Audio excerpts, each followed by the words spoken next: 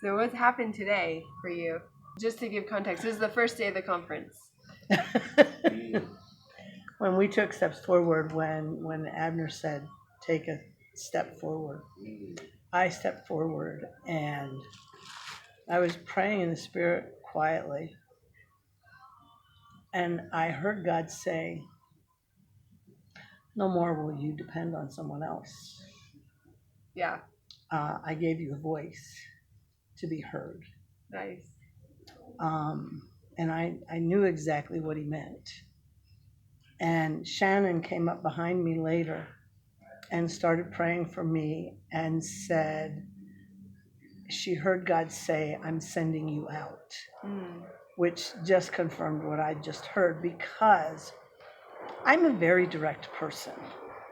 People often don't like the way I say something, or they think they have to add context to what I've said because I've just gone straight to the point.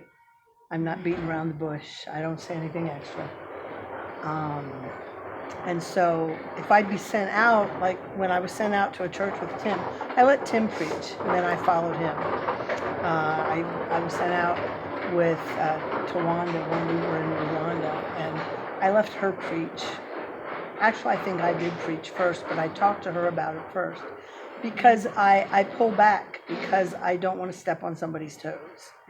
And I get a little bit tired of somebody else thinking they have to explain my meaning or explain what I've said or give context to what I've said. And so I understood completely what God meant when he said, I'm sending you on your own.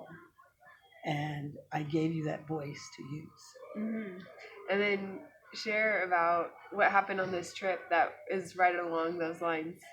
Going to the church by yourself. Oh, well, Sunday morning, Joanna and I were supposed to go somewhere. And when I came down, Peter said the church that we were supposed to go to bailed. And he said, I'm sending you with Laura and Pacific, but you might go to another church because Julius is taking a call from someone who had a last minute request. And then he said, you're going to go to the radio station. I said, what? He said, just be flexible. Just be flexible. And so Laura and I got to Julius's church, and Julius introduced us and talked all about the prayer in the building. And then Terry's driver came and picked me up. I went to Terry's church. I preached. I prayed for healing for people. And then you were by yourself there. Yeah. So you couldn't rely on somebody else. No, I had no other option.